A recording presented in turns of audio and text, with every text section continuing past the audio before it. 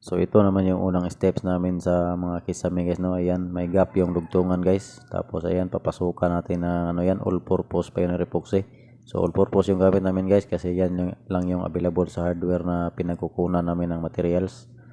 Kasi PO lang yung materials namin guys, walang cash. So iba-iba tayo ng mga diskarte pamamaraan sa pag ano guys, no, pagpintura ng kisame. So ganito naman yung sa amin. So kung ano naman yung sa inyo guys ay nire-respeto ko yan. So pagkatapos niyan guys ay ano, lalagyan ng mesh tape yan, susundan ng mesh tape. Ayan guys, oh, may mga mesh tape na yung ano naunang na napahiran. So hindi makapal yan guys, malapad lang yan tignan. Kasi may lagpas talaga pagpahid ng paleta. Pero hindi yan makapal guys, level lang yan. Pagkalipas ng 4 na oras guys ay tuyo na yung epoxy. So hindi na yan lilihain yung ano guys, parte na may mesh tape kasi masisira yung mesh tape. So dahil naka-label naman yan ay diretso na natin yang ipa-primer ng ano, liquid tile primer. Ayan, ipa-primer na natin siya ng liquid tile primer guys.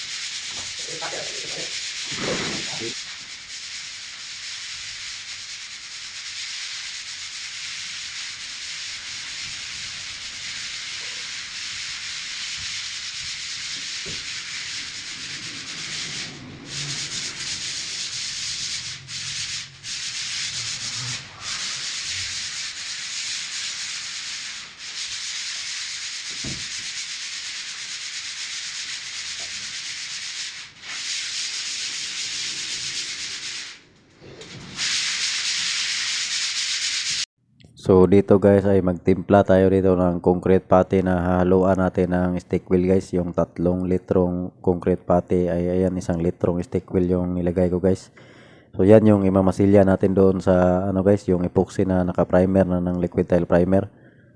So naglagay lang ako dyan ng stick wheel guys para medyo kumunat pa siya, no.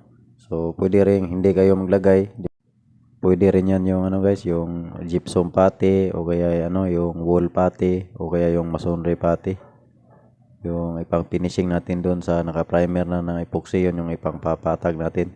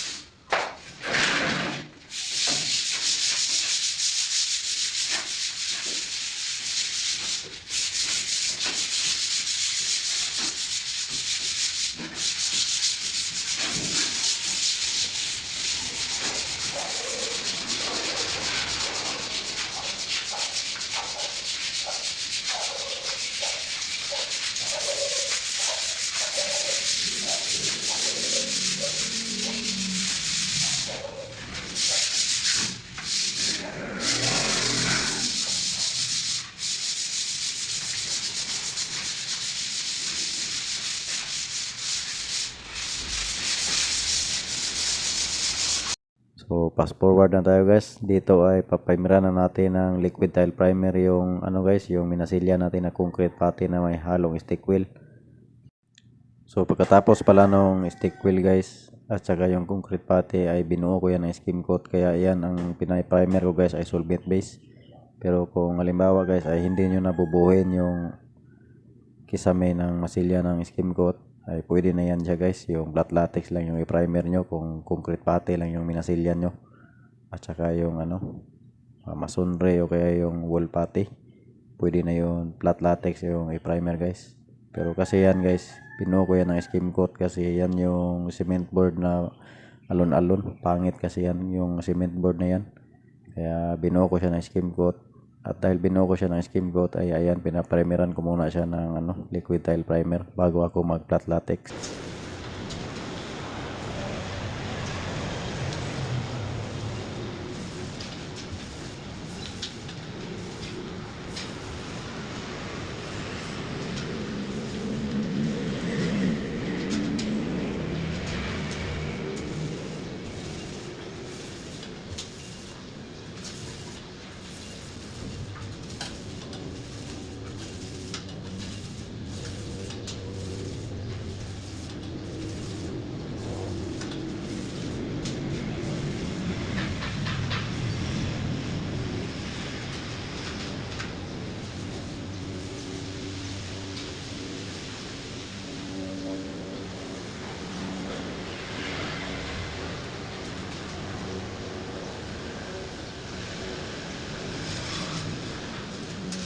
So ayan guys, fast forward na tayo. So ayan yung top coat guys. Pagkatapos ng liquid tile primer ay kunting liha.